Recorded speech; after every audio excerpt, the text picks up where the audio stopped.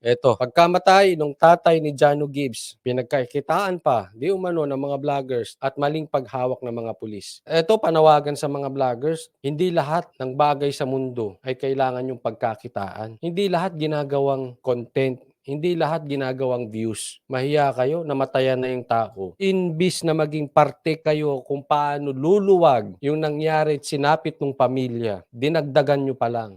Kaya ako, pag ako nakakita, hindi ko napapangalanan kasi baka sabihin nyo judgmental, but I know eh. Kung vlogger ka, nararamdaman mo eh. Sino yung mga vlogger na for the views? Yung wala na ngang kakwenta-kwenta or sabihin na natin na baon na nga sa problema na hindi naman nakakaapekto sa atin, gagawin pang content, kawawa. Na-jumble yung mga script. Na-jumble.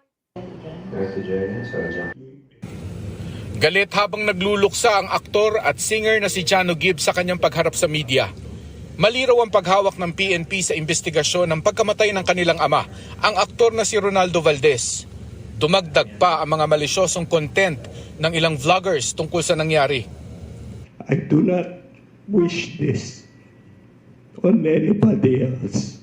That's why I'm doing. Muli po, nananawagan ako sa mga vloggers. Maawa naman kayo. Maawa kayo sa pamilya ng ni Jano. At hindi lang yan, hindi lahat ginagawang content. Kung yung inyong content ay wala namang pakinabang sa mamamayan, huwag nyo nang gawing content. Gusto nyo bang ang nangyari kay Jano Gibbs mangyari sa inyo? Tapos gagawin pang content. Tigilan nyo na yan, kaya nasisira ang ang industriya ng mga vloggers eh. Sinalsal nyo pa ito, nagka-problema na nga yung tao. Minsan kasi alam mo ha, huwag kayo magagalit sa akin. Minsan kasalanan din natin mga Pilipino eh. Kasalanan din ng iba, mahilig sa chismis. Kung ano yung chismis, yung controversial ba, kahit na nakakasakit na ng tao, gaya nito, papanuorin. Siyempre, pag pinapanood, maraming views. Yung vlogger naman, pag maraming views, ulit-ulitin pa yun. So parang chicken and egg, ano bang nauna? Sino ba may kasalanan? Yung nanonood o yung vlogger na gumagawa? Kasi yung vlogger, hindi naman gagawa yan. Kung nilangaw yan, hindi niya gagawin yan eh. Pero ganun din naman yung mga viewers, hindi naman siya manunood kung hindi controversial. Marites content to eh. Yung nangyari sa tatay niya, marites content eh. Sinalsal ng mga vloggers, pinanood naman ng mga viewers. This. Ayoko nang mangyari sa ibang tao itong nangyari sa akin. Pinakamabigat na sinisingil ni Jano Gibbs sa PNP ang pagkakalik ng maselang video ng kanyang amang nakahandusay noong December 17. Video na kumalat sa social media. Ang sabi noon ng Quezon City Police, ang video ay kuha ng mga pulis na rumisponde sa bahay ni Jano bilang bahagi ng case documentation. Pero Sa akin, palpak sila parehas. Yung pulis na hinayaan na may kumuha nun, hindi dapat nilabas na yon. Dapat yung mga ganyan, pagka-privacy, bigyan nyo ng privacy yung tao. Palpak yung pulis na humawak niyan. Ewan ko itong mga pulis natin. Tapos, eto ng mga vloggers, tatandaan ninyo, maging responsible broadcaster, vloggers, media personnel kayo. Mamimili kayo ng eco-content. Huwag nyong babuyin yung mga tao. aminadong hindi ito dapat kumalat. Inirereklamo rin ni Jano ang pag-leak ng kanyang salaysay at ang larawan hawang pinaparaffin test siya. Same day pa lang yun. So I told the police I was with, sabi ko, ano to? Sabi ko, ang sagot sa akin, ako sir, hindi natin may iwasan yan eh. Kasi pinapasa talaga namin sa mga superiors. And also our address, which endangered us. Kasi nandun yung address, full address namin. Aba, may camera crew dun na nakagano sa second floor na nakunan ako nagpa-paraffin. So nagalit yung doktora na nagpa-paraffin. Sabi niya, sino yun? Habulin niyo. Ganun. Kaya dapat pagka may operation ng halimbawa may paraffin test. Nung pinaparaffin test daw kasi siya, kinukuhanan siya ng video, may kumukuha. Tingnan nyo naman mga pulis, dapat yung mga ganyan. Sana po sa ating manunood, mamimili rin tayo ng papanuorin. Ha? Para kawawa naman eh, kasi hindi naman biro yung mawalan ka ng tatay sa ganitong paraan. Respeto po. Magkaroon tayo ng respeto. Mahirap na nga yung bansa natin. Wala pa tayong respeto sa isa't isa. Pangit. Hinabol nila, bumalik, wala na po eh. Sabi ng doktora, sino ang tao sa baba? Wala po. Wala pong tao sa baba. So, anong klaseng police station yun? Walang bantay. Police station, walang bantay. Oh. Sabi pa ni Jano, tila hindi rin daw maayos ang ginawang pagproseso ng pulis sa crime scene.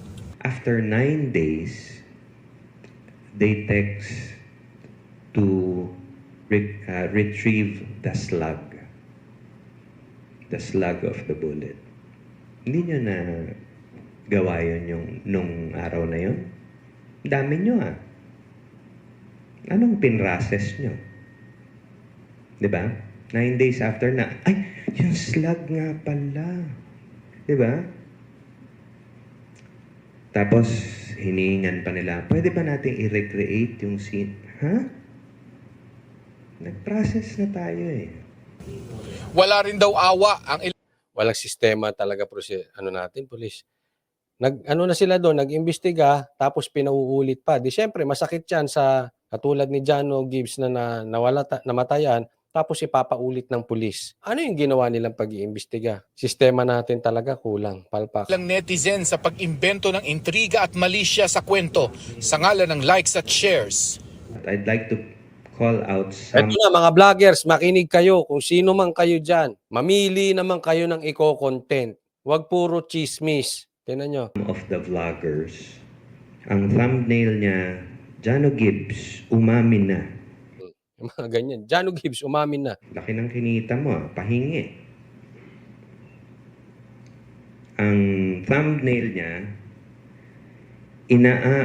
inaamin ko ako ang mastermind ng lahat ng ito. Ginawa ko yun dahil kailangan ko ng pera. Yan ang mga vloggers. See? Mahiya kayo sa mga ganyang vloggers. Ganito na ba kababa, kadesperado ang mga vloggers? Diba? Sakit, no? Ganito na ba kababa? Ganito na ba kadesperado ang mga vloggers? Tingnan nyo, damay-damay. Di ba?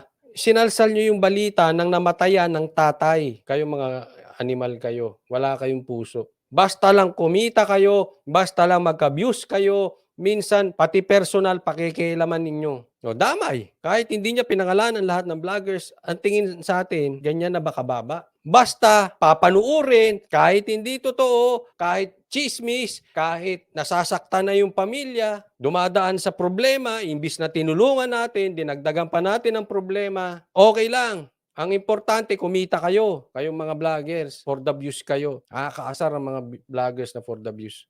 Sa mga tinutukoy na vloggers, mas nagpakita ng higit na galit si Jano.